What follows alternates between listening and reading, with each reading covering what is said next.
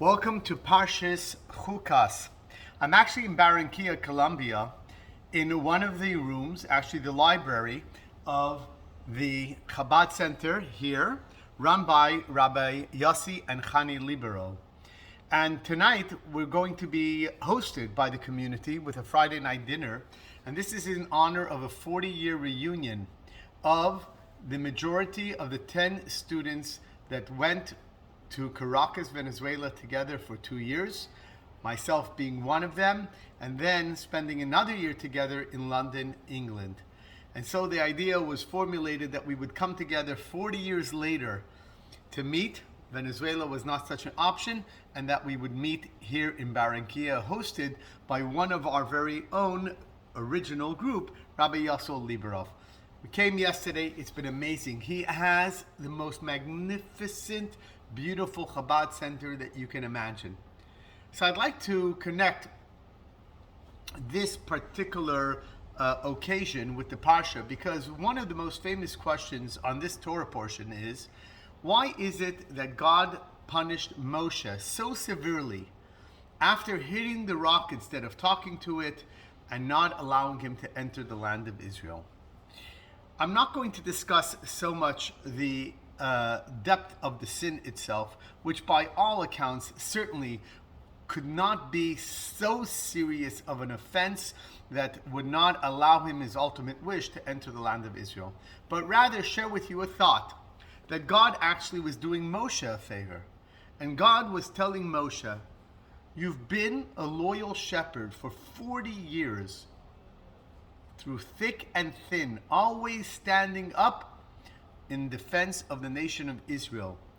And all of a sudden, when at the end of your 40-year reign as Nasi, as leader, where the majority of the original males that left Egypt would not enter the land of Israel, but instead be buried over this 40-year journey in the desert, how will it look that its shepherd left his sheep behind, and he himself merits to go into the land of Israel? And so Hashem tells Moshe, you will stay behind like them. And when the time comes that everyone will enter the land of Israel, you will then enter with your flock as well. And I think that what I'm witnessing here in Barranquilla is so reminiscent of this. Because Rabbi Liberov came to Barranquilla with his wife over 30 years ago. Today, it's a community of probably a couple of hundred Jewish people, maybe 180 families, some of them only single men or women, elderly, but yet he doesn't stop for a second.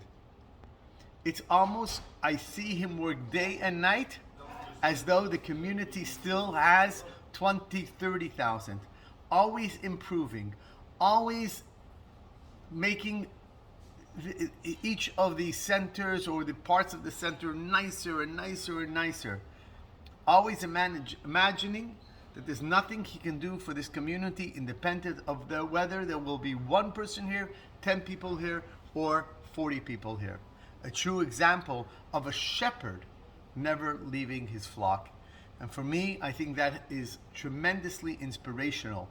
And the lesson for all of us is that devotion to something is sometimes, even when it's uncomfortable, even when things are not what we want 100%. But when we're devoted to people, devoted to a cause, devoted to a mission, and we're passionate about it, then sometimes it comes at all costs, even when we're uncomfortable. So have an amazing Shabbos, and good Shabbos from Barranquilla, Colombia.